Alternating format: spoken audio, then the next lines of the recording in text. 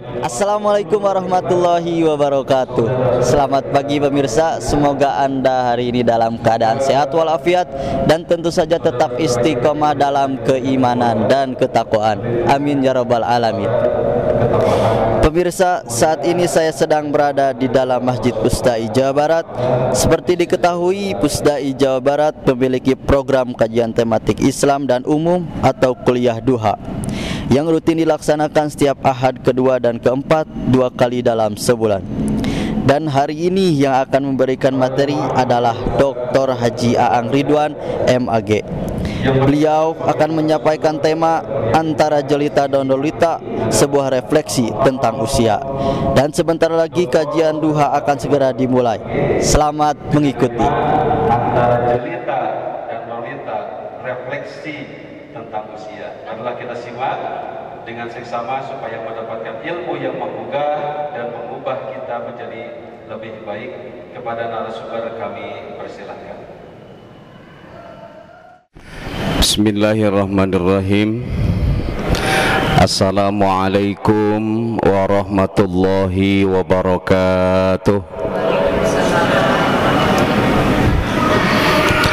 Alhamdulillahilladzi qad akhrajana ta'ijal fikri li arbabil hijah. Ashhadu an la ilaha illallahul malikul huda wa ashhadu anna Muhammadan abduhu wa rasuluhu alladzi la yantiqu anil hawa in huwa illa wahyuyyuha. Allahumma salli ala sayyidina Muhammadin nuril huda wa samsid duha wa badrid duja wa ala alihi wa ashabihi ahli tuqa wan najah. Amma ba'du, qala Allah ta'ala fi kitabihil karim wa huwa asdaqul qailin. A'udzu billahi samiil alim minasy syaithanir rajim. Bismillahirrahmanirrahim. Rabbi habli hukma wa alhiqni bis sholihin waj'al li lisana sidqin fil akhirin waj'alni min warasati jannatin na'im. Al-ayah, sadaqallahul azim. Hadirin wal hadirat jamaah kuliah duha Masjid Pusdai yang saya cintai, saya hormati dan Allah muliakan. Sehat semuanya ibu-ibu? Siap mengikuti kajian? Sudah ada yang ngantuk belum? Yang lapar sudah? Kalau ada ibu-ibu yang ngantuk nanti saya kasih pantun, mau? Kalau saya bilang pantun, ibu bilang apa? Cakep, coba dites. Baju batik dari Pasar Rebo. Kurang kompak. Baju batik dari Pasar Rebo. Ibu-ibu yang cantik, please deh jangan bobo. Insya Allah bobo tidak, tapi mendengarkan kajian juga tidak. Tatapan matanya itu kosong melompong. Nah kalau ada ibu yang kayak gitu nanti saya kasih pantun juga. Tong kosong nyaring bunyinya. Kurang kompak tuh udah ngantuk. Tong kosong nyaring bunyinya. Kalau hatimu kosong boleh dong aku jadi isinya. Pret, kata ibu-ibu ya. Ibu-ibu, kita sama-sama bergembira pagi hari ini ya. Kajian ini jangan sedih. Insya Allah topik yang akan saya kaji pagi hari ini antara jelita dan lolita, refleksi tentang usia. Ibu ada yang tahu jelita itu apa? Jelang 50 tahun. Yang lahir tahun 74 siapa sekarang? Tahun 74-an? Udah lewat ya. Berarti ibu mah bukan jelita tapi lolita, sudah lolos 50 tahun. Kita nanti coba akan ngeliat apa rekomendasi dari para ulama bagi kaum jelita dan lolita, apa saja nanti amal yang harus kita lakukan. Kita mulai sebagai sebuah pengantar dalam hadis riwayat Muslim nomor 172, Rasulullah bersabda, salah satun, ada 3 golongan, la yukallimuhumullahu yaumal qiyamah. 3 golongan itu tidak akan diajak bicara oleh Allah di hari kiamat. Yang kedua, wala yuzakkihim. 3 golongan itu pula tidak akan dibersihkan dosa-dosanya oleh Allah. Kemudian wala yanzuru ilaihim.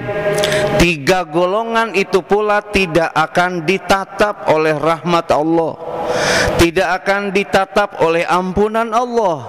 Walahum adzabun alimun. Bahkan untuk 3 golongan itu ia mendapatkan siksa yang sangat pedih dari Allah.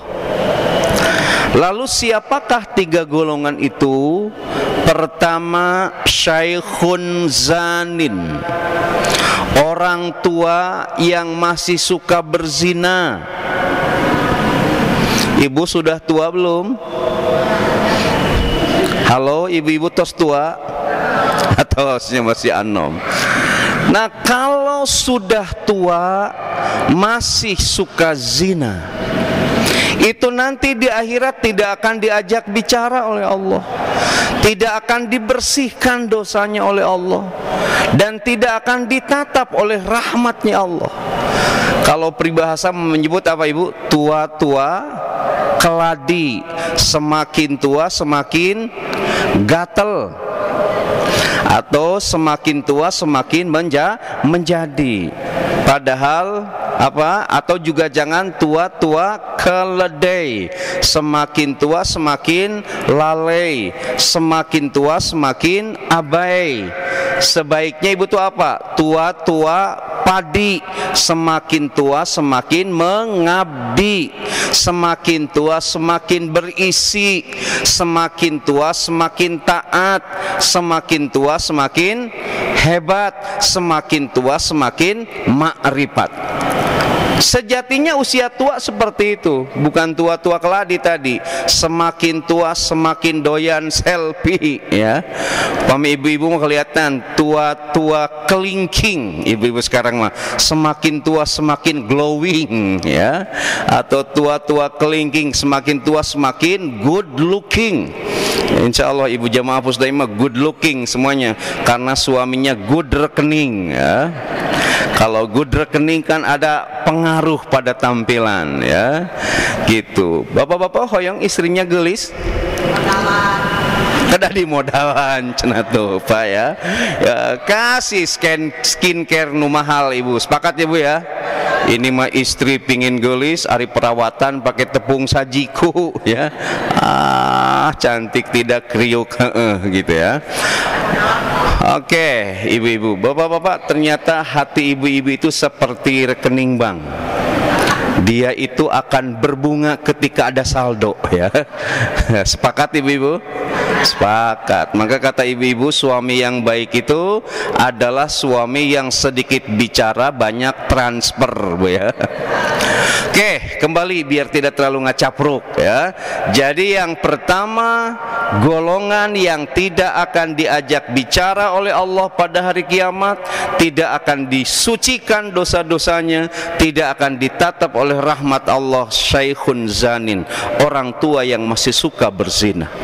Yang kedua, wa malikun kadzabun, adalah penguasa yang gemar tebar pesona dengan modal dusta. Jadi penguasa yang suka berdusta, penguasa yang suka berbohong, rea omong, gede rahul, langkung saur, bahe carek, gitu ya. Hobina ngan ngawadul hungkul. Kata hadis ini, di akhirat nanti dia tidak akan diajak bicara oleh Allah, tidak akan disucikan dosa-dosanya oleh Allah, dan tidak akan ditatap oleh rahmat Allah. Dan golongan yang ketiga adalah wa'ailun mustakbirun, yakni orang miskin yang sombong. Miskin, sombong ibu. Upami beunghar marada pantesnya banyak. Pantes si eta mah sombong kusabab beunghar. Pantes si eta mah sombong kusabab geulis.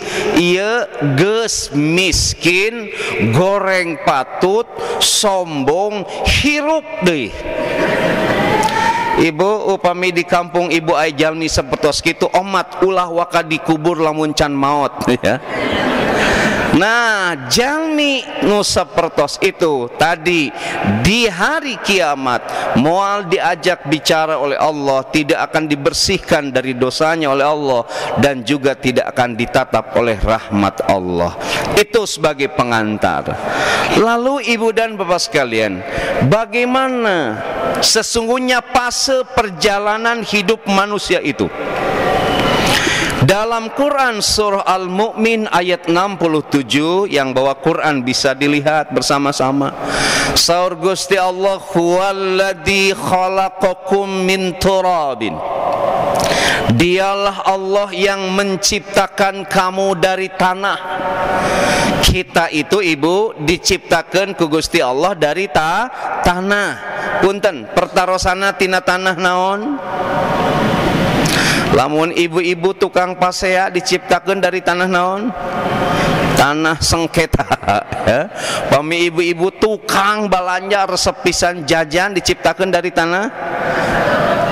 tanah abang cenah geus arapaleun. Upami ibu-ibu nu sombong diciptakan dari tanah tinggi di Medan ya. Upami ibu anu baperan teu payaan dari tanah urugan ya. Insyaallah kumargi ahli ngaos isyadana diciptakan di tanah suci, amin ya rabbal alamin. Saya tidak tahu kita diciptakan dari tanah apa. Yang jelas kata ayat ini, huwaladzi khalaqakum min turabin. Kalian itu diciptakan dari tanah, summa min nutfatin, kemudian menjadi nutfah, menjadi sperma, summa min alaqatin, kemudian menjadi segumpal darah, summa yukhrijukum tifla, kemudian kalian dikeluarkan menjadi seorang anak, summa litablughu asyuddakum, kemudian kalian dibiarkan hidup sampai dewasa, summa litakunu suyukha, kemudian kalian hidup sampai tua. Wa minkum mayyutawaffa min qabl, dan sebagian atau di antara kamu ada yang diwafatkan sebelum fase-fase itu. Ada yang diwafatkan sebelum lahir. Itu namina apa, Bu? Bayi yang wafat sebelum lahir namina keguguran. Ada yang diwafatkan baru lahir wafat. Aya nu diwafatkan masa remaja, aya nu diwafatkan sate acan nikah, aya nu diwafatkan parantos nikah. Walitablughu ajalam musamma, saur Gusti Allah, wala'allakum ta'qilun. Kalau ditarik pada konteks sosiologis, fase kehidupan manusia itu hiji bayi, 2 anak, 3 remaja, 4 nikah, 5 berkeluarga, 6 tua, 7 wafat.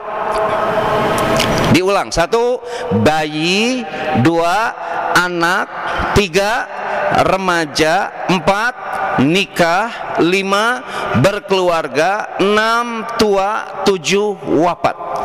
Ibu sudah berada di fase mana sekarang? Tua. Berarti sakadap deui mautnya. Alhamdulillah bicara maut masih bisa tertawa ini. Ibu-ibu, dari 7 fase tadi mana yang paling indah menurut ibu? Remaja. Kenapa remaja indah? Karena nuju di sekolah ya, usia sekolah. Kenapa di sekolah itu indah, ibu? Oh, ada kisah kasih di sekolah. Masya Allah. Ibu, masa sekolah itu sepakat kita indah karena nuju sekolah itu ada pelajaran favorit. Ibu gaduh pelajaran favorit ke Pungkur? Saya itu pelajaran favorit saya 3. 1 matematika, 2 fisika, 3 kimia. Itu kalau gurunya tidak hadir. Kita sepakat masa remaja itu begitu indah. Itu sudah kita lewati sekarang.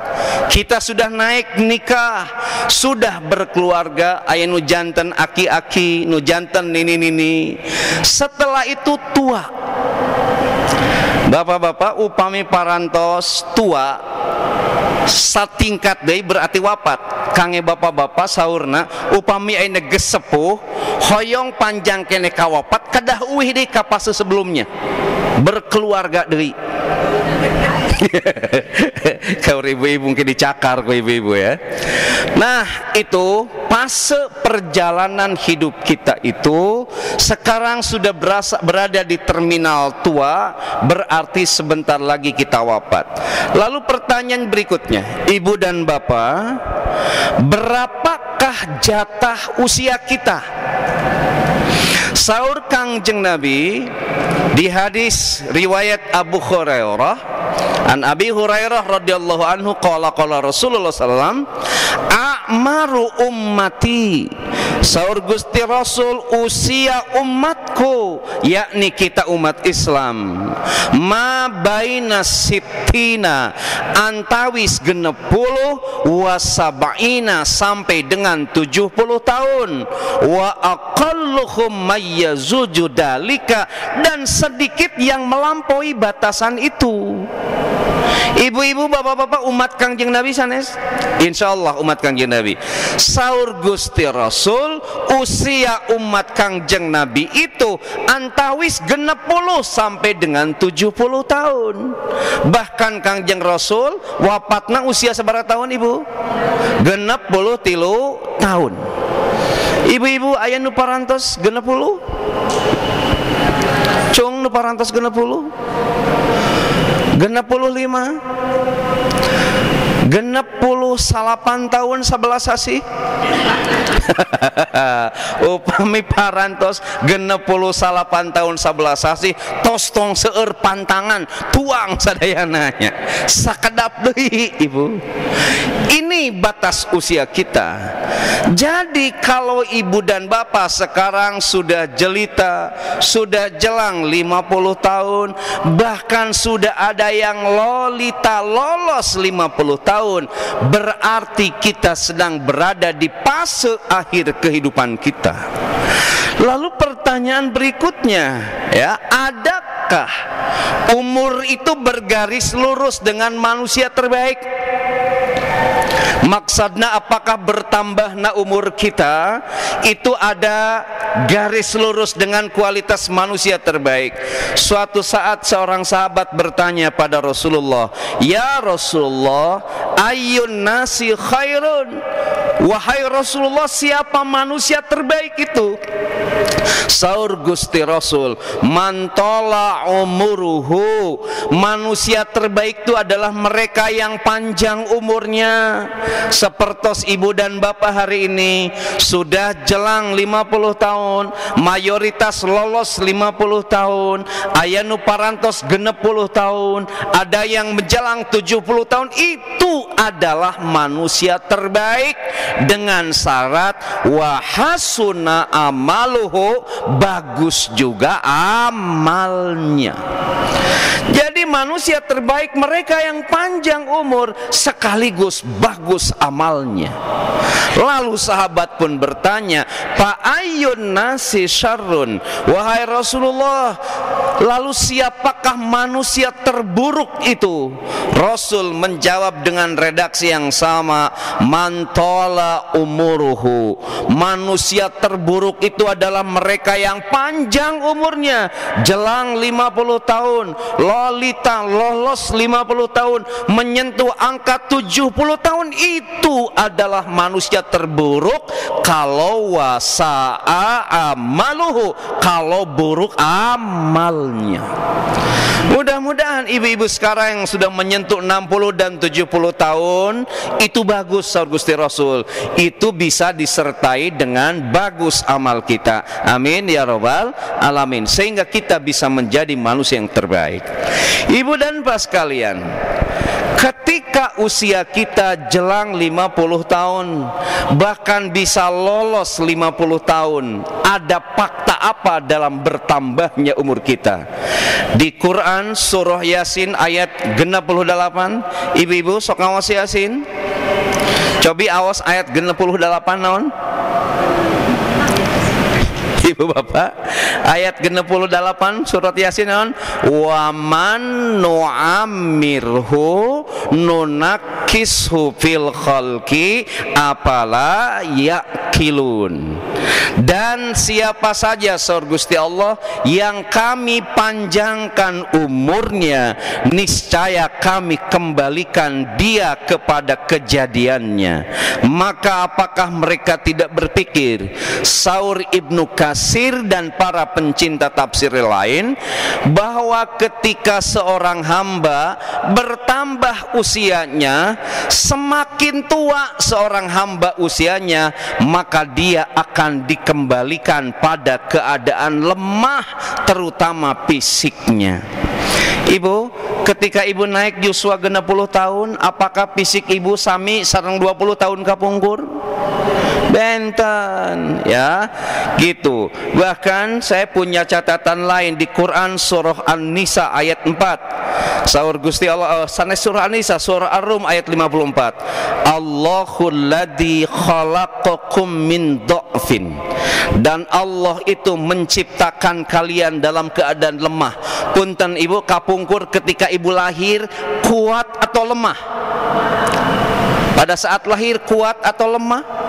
Lemah. Apa yang ibu butuhkan ketika awal lahir? ASI. Apa ASI itu? Air susu ibu. Itu kalau manggilna ibu. Kalau manggilna emak jantan? Asem. Air susu emak. Kalau manggilnya mama? Asma. Air susu mama. Kalau manggilnya umi? Asu. Air susu umi. Kalau manggilnya bunda? Asbun. Air susu bunda. Pokoknya pada saat ibu lahir, ibu lemah. Ada yang ibu butuhkan air susu ibu eksklusif. Maka 2 tahun saur Gusti Allah, kalau bayi kita lahir kasih air susu ibu eksklusif 2 tahun saur Gusti Allah.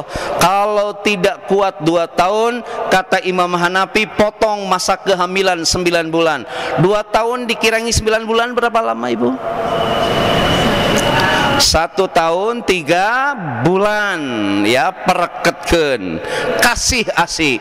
Tapi upami teu aya ASI, kasih anak kita air mineral. Kenapa? Sebab ASI dan air mineral sumbernya sama dari pegunungan, ya. Eta mah heureuy bapak-bapak, ya. Meni serius pisan bapak-bapak. Oke, saur Gusti Allah, Allahul ladzi khalaqakum min dha'fin summa ja'ala min ba'di dha'fin quwwah. Setelah ibu lemah, kemudian Allah menjadikan ibu kuat. Lalu summa ja'ala min ba'di quwwatin dha'fan wa saibatan. Setelah ibu kuat, Allah akan menjadikan ibu dan bapak lemah kembali.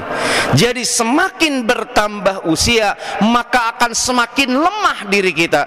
Bahkan wasaibatan, ibu dan bapak itu oleh Allah dikasih uban.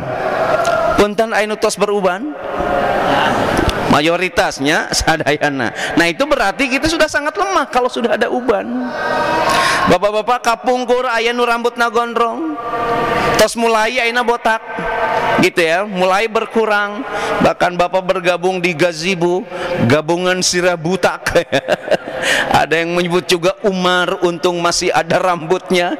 Ada yang menyebut Bali, bagian atasnya licin, ya, atau serupi-lupi namina kemar gitu sepuh. Nah ibu dan bapak sekalian, semakin bertambah usia, semakin lemah. Apa yang lemah? Bisa fisiknya, bisa juga psikisnya, bisa jasmaninya, bisa juga lemah ruhaninya. Punten ayah bapak-bapak, koko tetengan kaitu kadiem milarian kunci mobil. di teangan di mana kunci mobil, pas saparanto sajam karek emut mobil geus dijual. Tanu seuri berarti pengalamannya. Masya Allah, geus kolotik gitu. Ibu-ibu, Masya Allah, ujug-ujug aya bapak-bapak aki-aki ngagorwok, bangsat saur incuna bangsat naon aki, kasur aki leungit. Saur incuna ieu aya kasur aki sing horeng katutupan ku spray. Jadi semakin tua kita itu semakin lemah, ibu dan bapak sekalian. Maka punten rekomendasi dari para ulama, sebut saja Syekh Ibrahim Basuni, salah seorang ulama dari Syria. Nih, bagi kaum jelita yang sudah jelang 50 tahun, maka hidupnya jangan gagal fokus. Kalau ibu sudah jelang 40 tahun, fokus hidup kita untuk menghapus jejak dosa-dosa kita. Jantan nu usiana sudah jelita jelang 50 tahun, hidup jangan gagal fokus, kata Syekh Ibrahim Basuni. Fokuslah untuk menghapus jejak dosa-dosa kita. Sementara bagi ibu yang sudah lolita, lolos 50 tahun, maka fokuslah hidup kita pada amaliyah yang bisa menguatkan ruhani. Apa amaliyah yang bisa menguatkan ruhani? Saur Syekh Ibrahim Basuni, dzikrul maut, ingat akan kematian. Jantan saya ulang, yang jelang 50 tahun jangan gagal fokus. Fokuslah hidup kita untuk menghapus jejak dosa-dosa kita. Upami ibu sudah jelang 50 tahun atau lolos 50 tahun, maka fokus hidup kita menguatkan ruhani dengan berbagai macam amaliyahnya. Di antara amaliyah untuk menguatkan ruhani adalah dzikrul maut. Sekarang mari kita mulai. Bagi ibu-ibu yang jelang 50 tahun, ya, Cung, berapa orang yang lahir di bawah kira-kira tahun 74-an? Nah, 74 ya, berarti jelang 50 tahun. Bapak-bapak, ada berapa orang yang lahir? Nampaknya sudah senior semua ya, ini sudah senior. Nah, bapak-bapak, bagi yang jelang 50 tahun, mari hidup kita untuk fokus menghapus jejak dosa kita. Pertanyaannya, bagaimana cara menghapus dosa kita? Saya ulang, bagi yang jelang 50 tahun, mari hidup kita fokus menghapus jejak dosa kita. Bagaimana cara menghapus jejak dosa kita? Pertama, kata para ulama, cara menghapus dosa kita adalah memperbaiki hati. Jadi bagi kita yang sudah jelang 50 tahun, mari hidup kita fokus memperbaiki hati. Dalam Quran surah Shaf ayat 5, Allah menegaskan, falamma zaghu azaghallahu qulubahum wallahu la yahdil qaumal fasikin. Saur Gusti Allah, maka tatkala mereka berpaling dari kebenaran, maka Allah akan memalingkan hati mereka.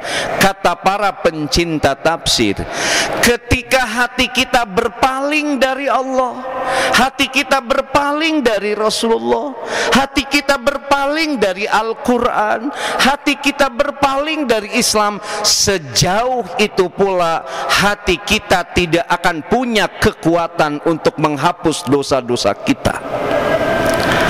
Jadi sejauh hati kita masih bangor, sejauh hati kita masih liar, sejauh hati kita itu masih bader, maka sejauh itu pula hati kita tidak akan punya kekuatan untuk menghapus dosa-dosa kita.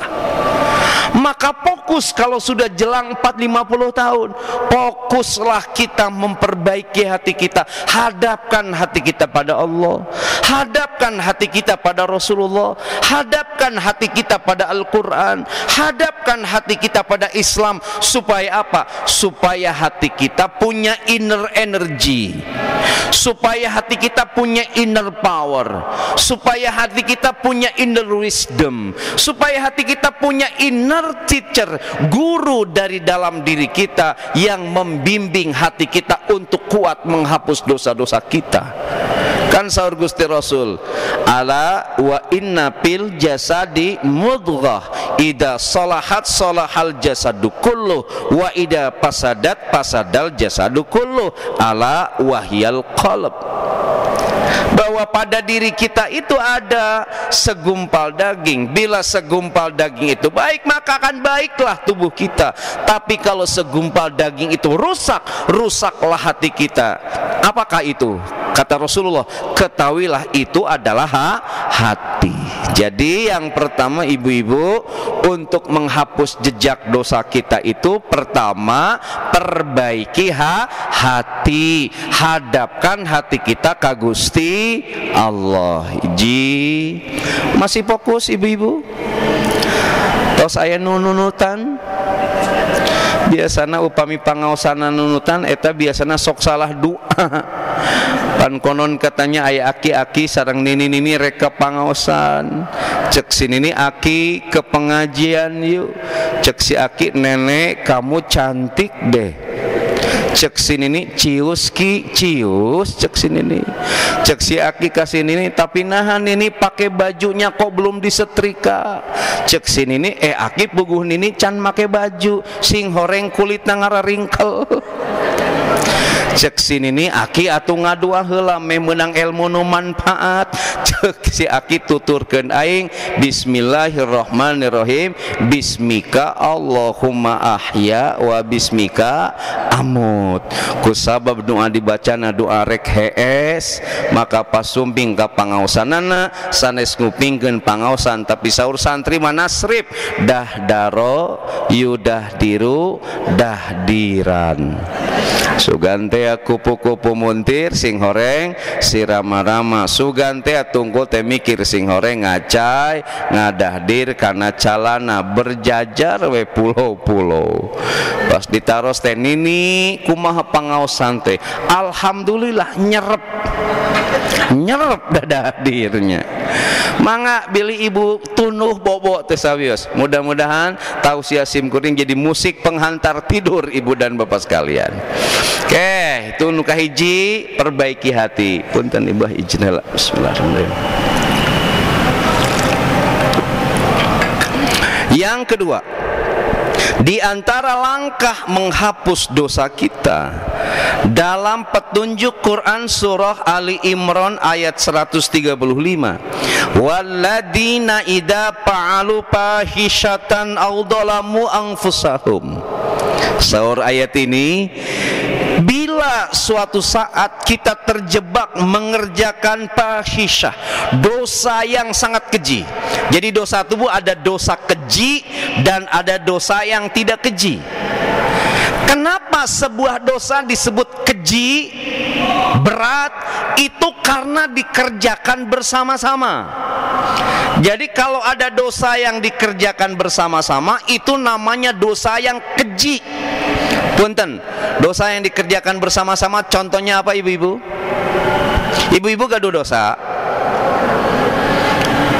Punten, kalau dosa yang suka dikerjakan bersama-sama apa contohnya? Gibah, Pak. Benten aktivisme apalnya. Gibah. Hati-hati, gibah itu disebut dosa yang keji karena dikerjakan bersama-sama. Punten, selain gibah naon deui ibu? Korupsi, upami korupsi itu dikerjakan bersama-sama. Hati-hati, Masya Allah, di kita itu korupsi tumbuh laksana cendawan di musim hujan. Masya Allah, orang tidak malu lagi berbuat korupsi di kita ini.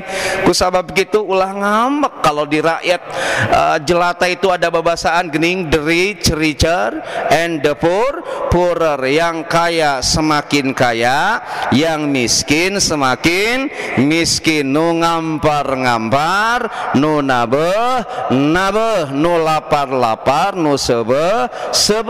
Jawa Barat, Jawa Timur, rakyatnya melarat, pemimpinnya subur makmur. Nah, cirata saguling Jatilur, sabab nyata nu maraling teh nu dila luhur. Bandrek bajigur budak penek gede bujur teu nyambung eta mah. Jadi setiap dosa yang dikerjakan bersama-sama disebut fahisyah, dosa yang keji. Audolamu anfusahum, atau bapak ibu berbuat dosa pada diri sendiri. Nggak apa-apa ibu bapak kita berbuat dosa, karena kita itu manusia bukan malaikat. Nggak apa-apa. Yang jadi apa-apa kalau kita berbuat dosa disusul dengan dosa yang lain. Nah, bagaimana cara menghapus dosa, jejak dosa-dosa kita?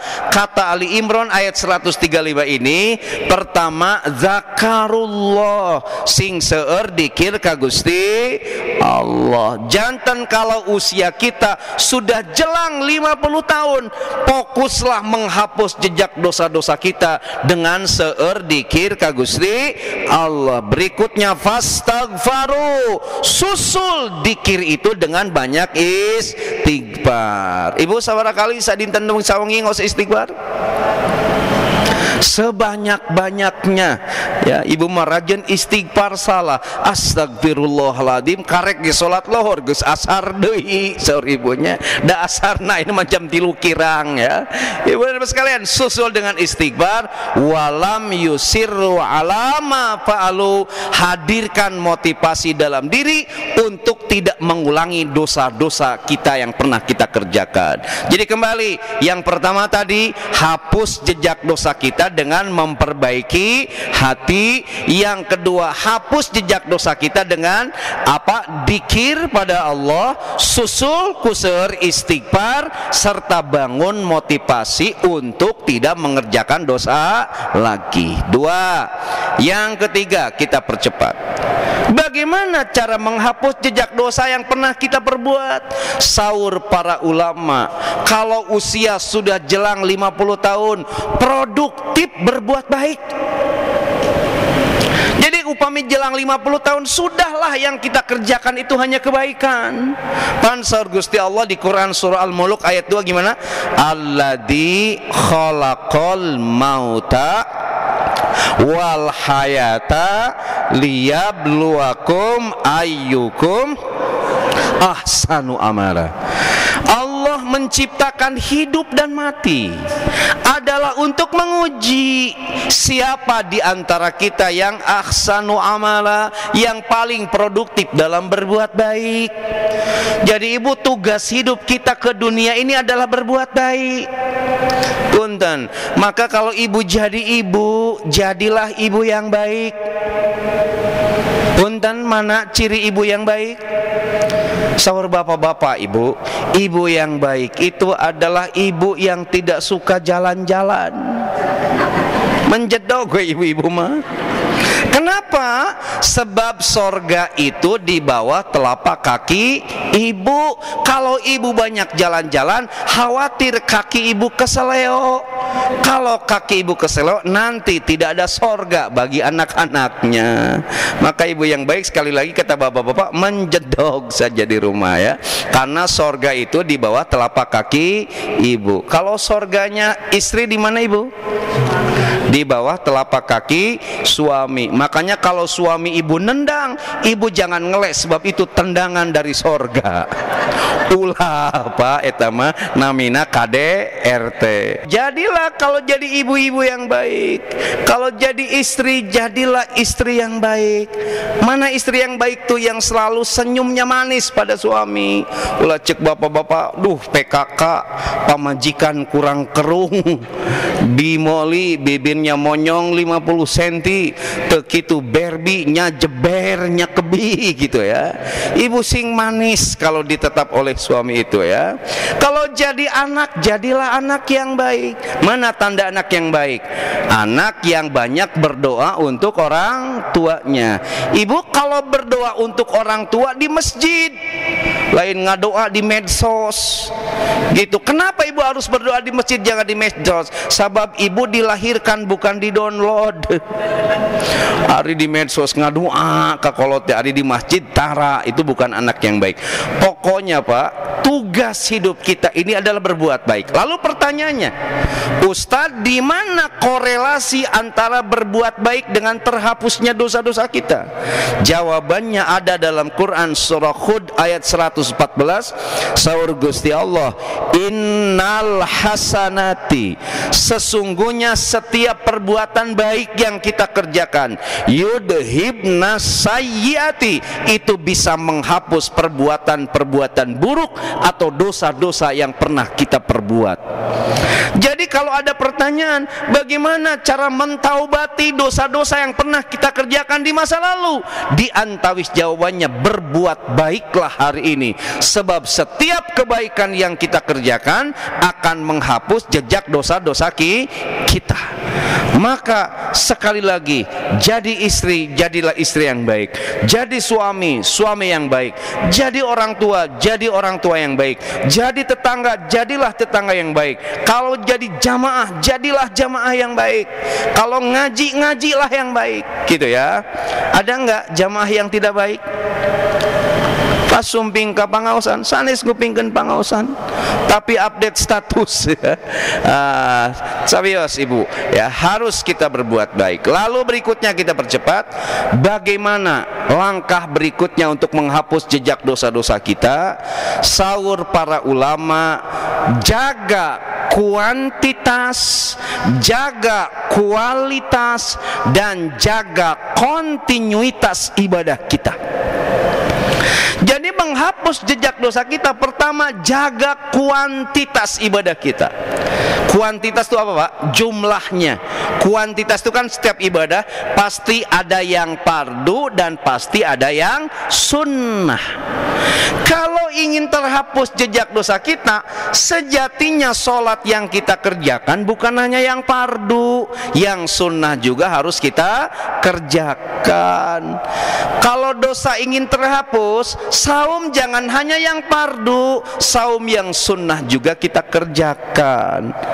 Jaga kuantitasnya, sebab ternyata banyak disaurkan dalam beberapa hadis, bukan beberapa, dalam banyak hadis, bahwa ketika kita menjaga amaliyah sunnah dalam ibadah kita, itu bisa menghapus banyak dosa yang kita perbuat. Contoh kasus, satu hadis saja.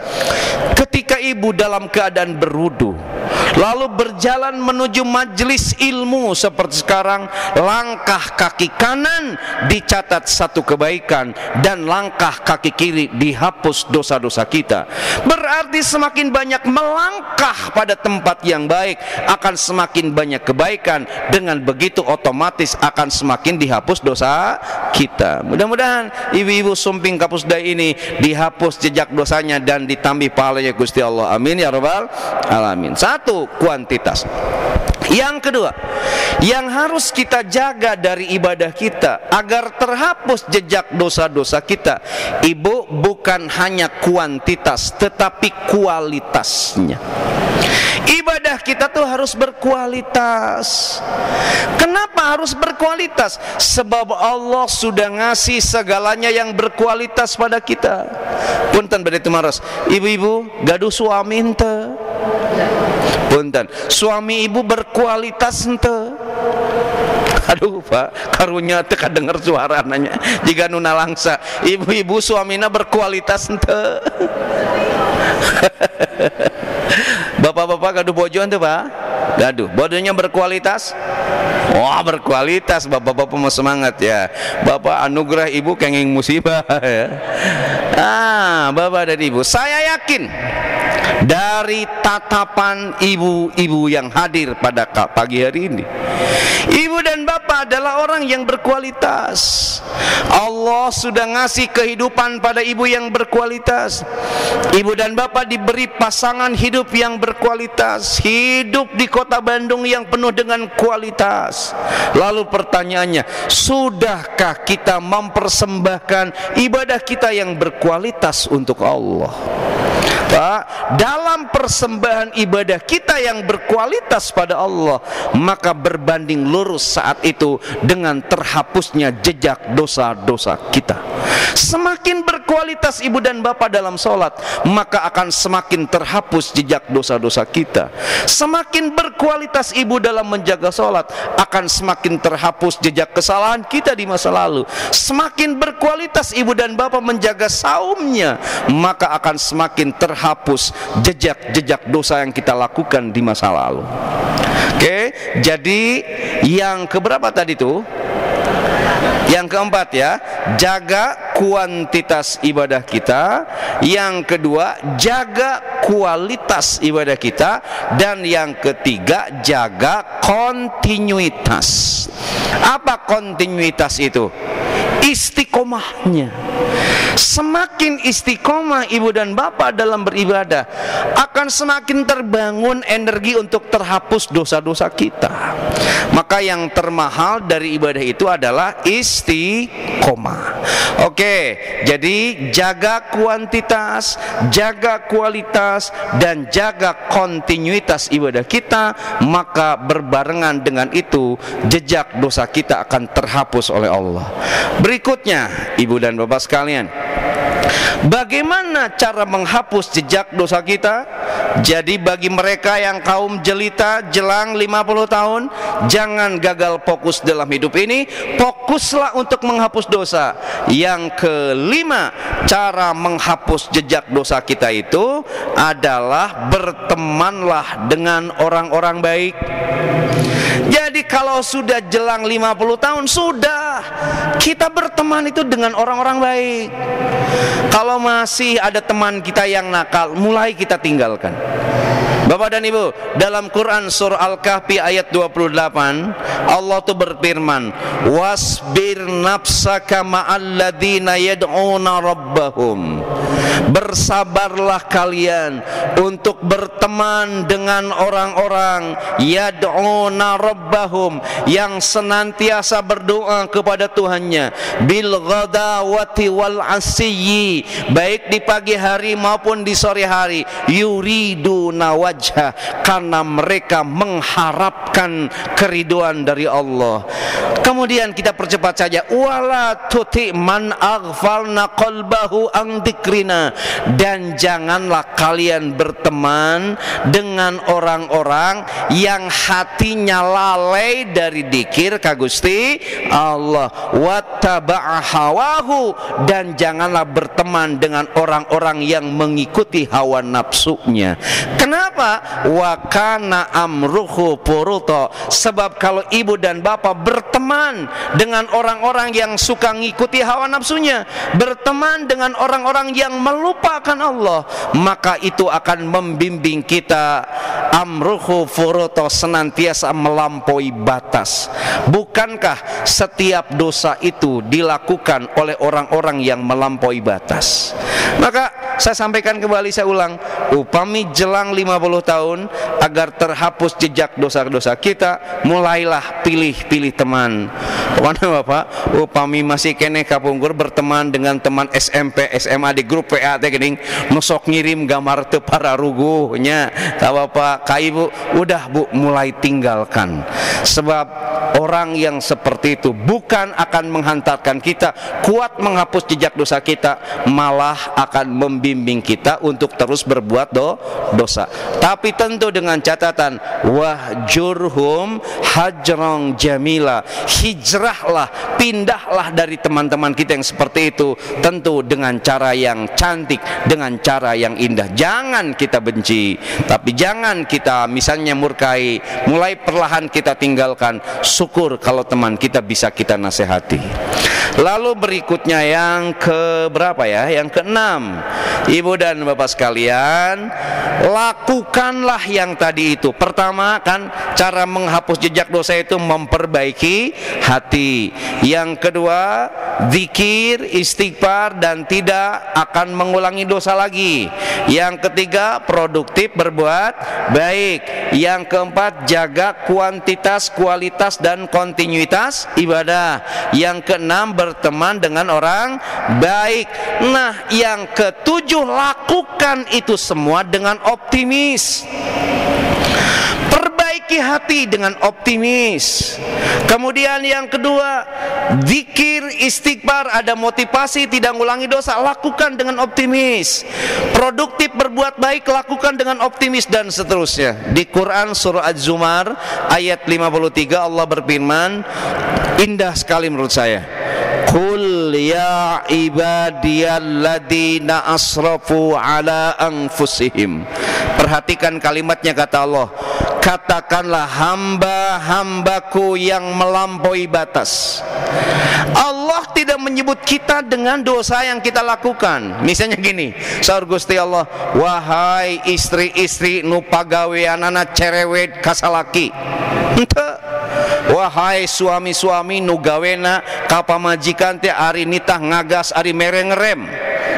Demikian Allah tidak menyebut kita wahai para koruptor, wahai ahli-ahli maksiat, wahai orang-orang durjana. Tidak, Allah tidak memanggil kita demikian.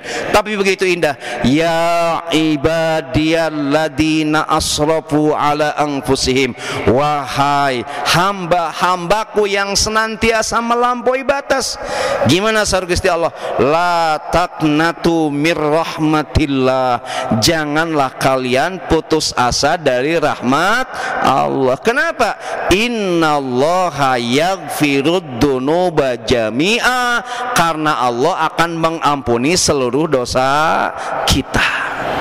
Jadi kaum jelita jelang 50 tahun, fokuslah hidup kita untuk menghapus jejak dosa-dosa kita, dan langkah-langkah tadi lakukanlah dengan penuh optimis bahwa Allah akan mengampuni seluruh dosa kita sejauh kita ongoing proses untuk mendekati Allah. Satu itu ya. Jadi bagi kaum jelita jelang 50 tahun, fokuslah hidup ini menghapus jejak dosa. Satu lagi kaum lolita, ibu-ibu teras gentong, masih fokus ibu-ibu? Masih fokus. Ainu cangkel mangga nangunyar tuh sawios da tempatna lega ya. Bapak-bapak kelihatan masih kiat, bapak-bapak mah ya. Masih anom bapak-bapak. Lanjut, satu topik lagi. Nah sekarang tadi kata saya Ibrahim Basuni, bagi kaum yang lolita sudah lolos 50 tahun, ada yang 60 tahun usianya, ada yang 65, tadi menyampaikan ada yang menyentuh angka 70 tahun. Apa fokus dari hidup kita? Karena kita dikembalikan pada keadaan lemah. Kalau sudah lolos 50 tahun, marilah beramal yang bisa menguatkan ruhani. Di antara amalia yang bisa menguatkan ruhani adalah dzikrul maut, ingat akan kematian. Kenapa harus ingat akan kematian? Di Quran surah Al-Imran 185 Allah berfirman, kullu nafsin dha'iqatul maut. Saur Gusti Allah, setiap yang bernyawa pasti akan merasakan kematian. Setiap yang bernyawa pasti akan merasakan kematian. Ibu, ternyata kata ayat ini, kematian itu ada rasanya. Ibu, gimana rasanya kematian itu? Dacan uninga, ya. Apakah ada kaitannya dengan rasa stroberi atau rasa yang ada di antara kita? Ada rasanya. Mana jawaban tentang rasa kematian itu? Di Quran surah An-Najiat ayat 1 dan 2 Allah berfirman, "Wan nazi'ati gharqa." Saur Gusti Allah, demi malaikat-malaikat yang mencabut nyawa dengan keras. Jadi ada orang yang nyawanya dicabut oleh malaikat begitu sangat keras hingga sakaratul mautnya menjadi momentum yang menakutkan. Ada yang menjerit, ada yang meronta, ngajerit maratan langit, ngoceak maratan jagat ketika dicabut nyawanya itu. Jadi ada yang malaikat mencabut nyawa itu dengan sangat keras. Berikutnya, wan nasyiltati nashta, dan demi malaikat yang mencabut nyawa dengan lemah lembut. Jadi ada orang yang dicabut nyawanya itu dengan lemah lembut hingga rasa kematiannya begitu indah. Sakaratul maut yang menjadi momentum yang terlalu indah bagi dia. Punten ibu-ibu badai tumaros. Ibu badai dicabut nyawanya nu mana? Nu keras, nu lemah lembut? Masih galak ke suami? Sejauh masih galak sama suami, jangan harap dicabut nyawanya dengan lemah lembut, ya. Nah, ibu itu begini, akan tiba pada suatu masa di mana setiap manusia akan dilamar oleh malaikat maut, dinikahkan dengan kematian serta bercerai dengan indahnya kehidupan dunia. Ibu-ibu kan sekarang kita lagi kajian, ya. Kenikmatan dunia itu nyata dan akhirat baru cerita. Nanti akhirat itu nyata, kajian itu tinggal cerita. Maka Saur Sa Ibrahim Basuni, bersyukurlah hamba-hamba Allah yang ketika di akhiratnya nanti banyak cerita tentang amal-amal kebaikannya. Masya Allah, nanti di akhirat ibu bercerita setiap hari Minggu berangkat ke Pusdai untuk kuliah duha, kemudian setiap hari ini rutinan di masjid mana. Mereka yang bahagia di akhirat nanti adalah mereka yang banyak cerita-cerita tentang amaliannya ketika di dunia. Maka ibu-ibu, sebelum ajal menjemput, menurut saya manfaatkan waktu kita terus untuk berbuat baik, terus untuk menabung amal kebaikan kita. Jadi zikrul maut adalah amaliyah bagi kita yang sudah lolos 50 tahun.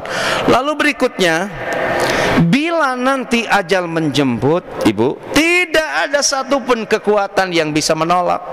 Saur Gusti Allah di An-Nisa ayat 78, ainama takunu, di mana saja kamu berada, yudrikukumul mautu, ketika kematian menjemputmu, walau kuntum fi burujim musayyadah, kendati pun kalian bersembunyi di benteng yang tinggi dan kokoh.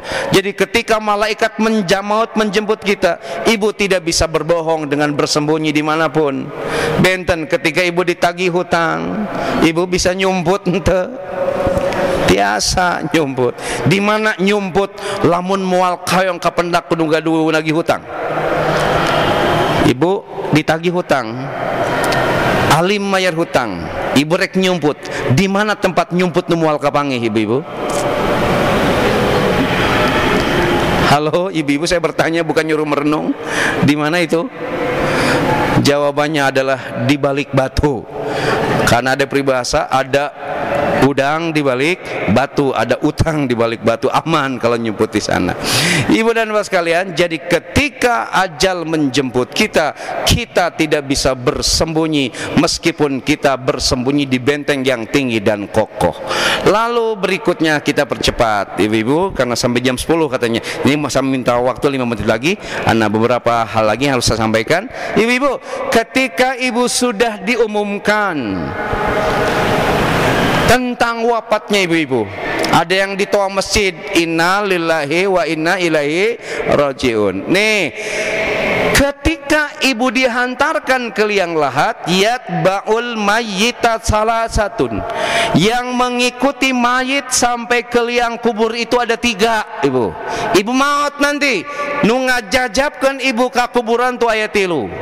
Fayarji'usnani, yang dua akan kembali, wa yabqa ma'ahu wahidan, yang satu tetap akan menemani ibu. Yatba'uhu, yang akan menghantarkan kita ke liang lahat itu siapa? Satu, ahluhu, keluarga kita.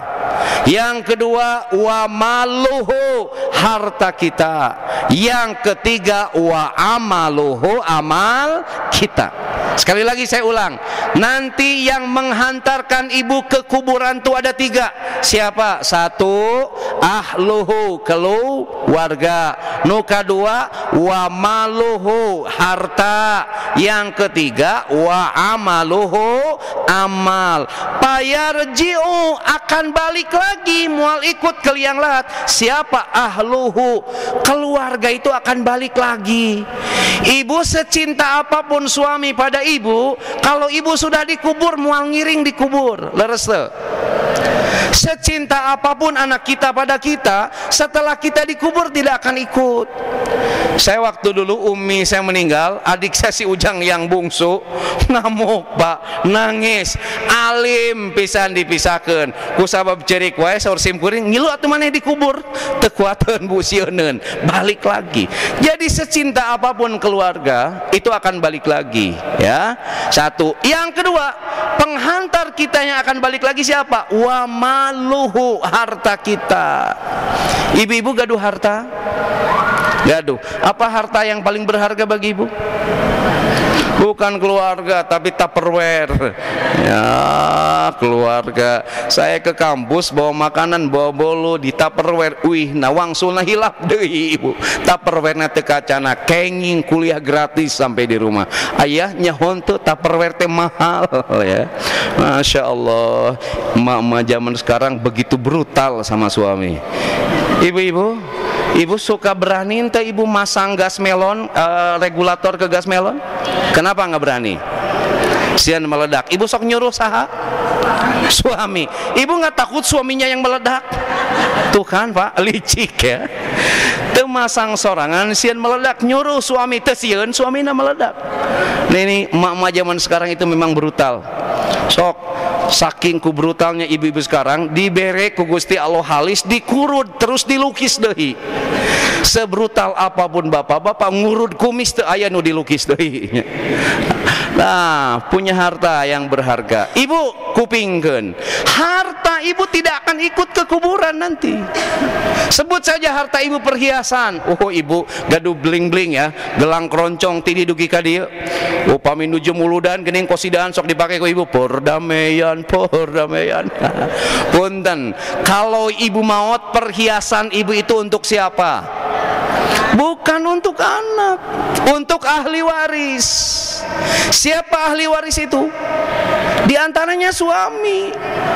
Ibu gaduh perhiasan, ibu maut, perhiasan nanti untuk ahli waris, di antaranya suami. Ku suami ibu perhiasan ibu dijual, dipakai kawin deui. Jeung babaturan SMA nanti ya gini, nu aya di grup WA. Aduh, ibu-ibu ngadadak ngamuk ini. Perhiasan kita tidak akan ikut ke kuburan. Lalu siapa yang ikut ke kuburan nanti? Wa amaluhu wa yabqa amaluhu, yang akan ikut kita ke kuburan itu adalah amal kita.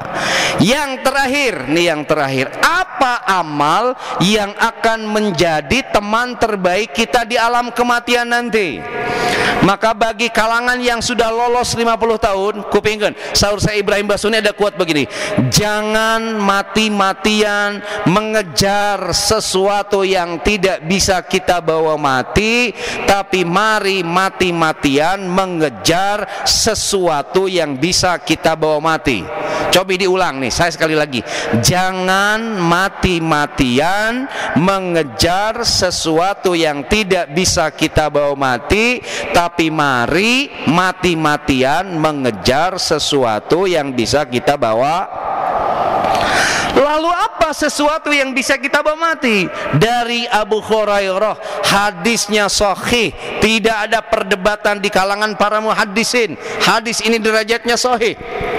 Sabtu Gusti Rasul gini, inna mimma yalhaqul mu'mina min amalihi wa hasanatihi ba'da mautihi. Jantan, di antara amal yang akan menjadi teman terbaik kita di alam kematian, satu, sabtu Gusti Rasul, ilman 'allamahu wa nasarahu, ilmu yang diajarkan dan disebarkan. Di sini ilmunya tentu bukan hanya ilmu agama. Ibu gaduh ilmu, misalnya punten, cara bikin resep makanan tertentu. Ku ibu diajarkan, ada orang yang ngambil manfaat hingga dari resep yang ibu ajarkan dia bisa berjualan. Karena bisa berjualan dia bisa menafkahi anak dan istrinya, terjalinlah kehidupannya. Ibu maut, meskipun ibu maut, ilmu yang diajarkan itu tetap akan menjadi teman terbaik di alam kematian. Apalagi kalau ilmu yang lain. Dua, wawaladan solihan tarokahu. Jadi amal yang akan menjadi teman terbaik kita di alam kematian adalah anak soleh yang kita tinggalkan. Putra putu ibu janten putra putu anu soleh. Ibu wafat aranjeuna teras ngadua kange ibu, itu doanya akan menjadi teman terbaik di alam kematian. Maka kalau mau mati-matian, mari kita didik anak-anak kita menjadi anak yang soleh. Yang ketiga, kita percepat wa mushafan wa rosahu, mushaf Al-Quran yang kita wariskan, mushaf Al-Quran yang kita wakafkan. Punten, ibu, saya kalau ceramah ke kampung-kampung, singgah di masjid tertentu, lihat Quran sok ararawon, maka sim kuring sok mekel, di mobil sekarang ada Quran. Jadi kalau mampir ke tempat tertentu, ada masjid tertentu Qurannya awon, disimpan ku sim kuring Quran walus gitu. Sebab sahur Gusti Rasul, ibu maut tapi ibu kantos ngawariskan mushaf Al-Quran. Mushaf Al-Qurannya diaos, diaji ku orang-orang, maka meskipun ibu wafat, itu pahalanya akan ngalir sampai ke alam kematian. Tiga, yang keempat, au masjidan banahu, masjid yang kita bangun. Definisi masjid tentu tidaklah semewah ini. Ibu berpartisipasi gaduh rizki, ngiring kange ngabangun masjid. Di masjidnya diange kajian, masjidnya dianggo ibadah. Meski ibu maut, pahalana akan sampai ke alam kematian. Maka ulah kopet, merepet, cap, jahe, keket, mengkene, merege, hese, buntut, kasiran, melem oncom wae, diajiran. Aya panitia di masjid menyanak sirkulir, sahur ibu ke bade istihoro heula. Mual menang pahala anu kitu manya.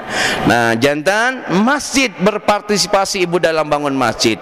Yang kelima, au baitan libnis sabil banahu, sahur Gusti Rasul, rumah bagi ibnu sabil, rumah singgah bagi musafir yang ibu bangun. Ibu bikin guest house. Contoh, suatu saat dalam perjalanan safari dakwah saya ke Padang, waktu itu ingat bersama Ustadz Dedi dan Ustadz Wijayanto, ibu dan pas kalian, kita mau nginep, nyari tempat penginapan di samping masjid. Asik, kata kita, ada penginapan samping masjid. Lalu kata DKM, pada saat kita bertanya berapa kita harus bayar, DKM itu menggratiskan Ustadz, rumah ini sengaja dibangun bagi mereka yang sedang musafir, tidak mendapat tempat tinggal, bisa singgah di rumah ini. Bapak dan Ibu sekalian, ini diinspirasi oleh hadis ini.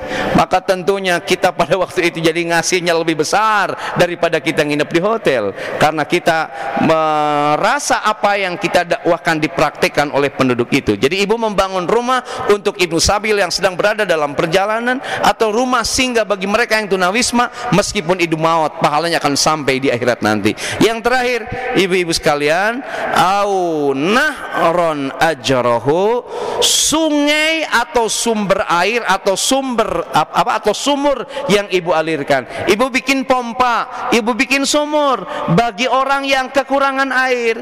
Airnya dipakai untuk ibadah, airnya dipakai untuk makan dan minum. Meski ibu maut, pahalanya akan sampai di alam kematian.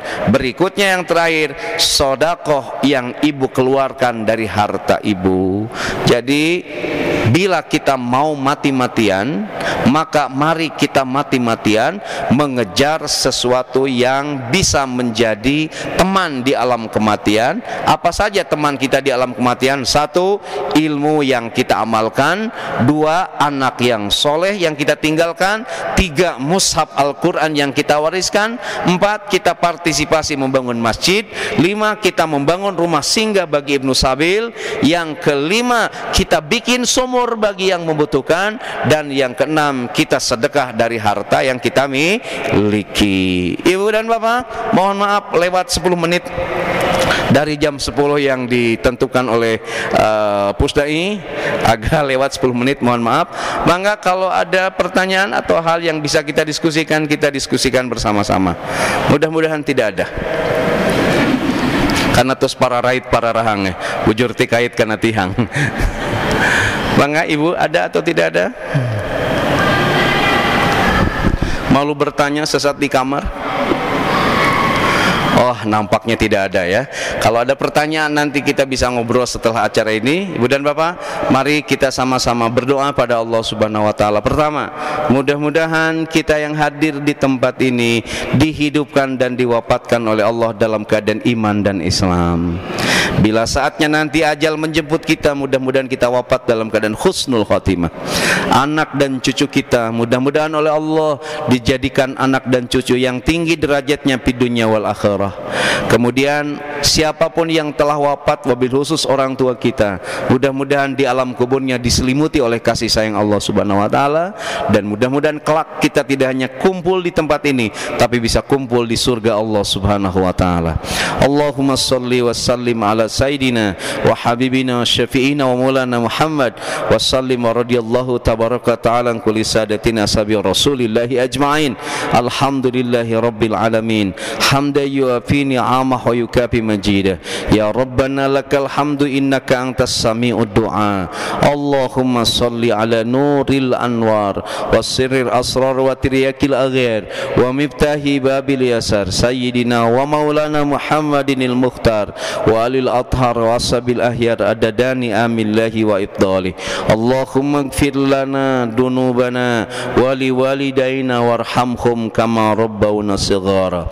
Allahumma tub alaina qabla al-maut warhamna indal maut wa la tu'adibna ba'dal maut.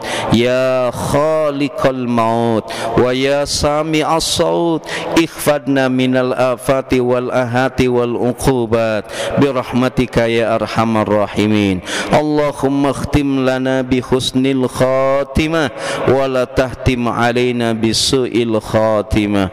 Rabbana atmim lana nurana waghfir lana innaka ala kulli syai'in qadir. Rabbana atina fid dunya hasanah wa fil akhirati hasanah wa qina adzabannar. Wa sallallahu ala sayyidina Muhammadin wa ala alihi wa sahbihi ajma'in. Subhana rabbika rabbil izzati amma yasifun wa salamun alal mursalin walhamdulillahi rabbil alamin. Nas'alukal ijabah. Al-Fatihah. A'udzu billahi minasyaitonir rajim. Bismillahirrahmanirrahim. Alhamdulillahi rabbil alamin arrahmanir rahim maliki yaumiddin. Iyyaka na'budu wa iyyaka nasta'in. Ihdinas siratal mustaqim siratal ladzina an'amta 'alaihim ghairil maghdubi 'alaihim waladdallin. Terima kasih atas segala perhatian, mohon maaf atas segala kekurangan. Wallahu waliyut taufiq wal hidayah. Assalamualaikum warahmatullahi wabarakatuh.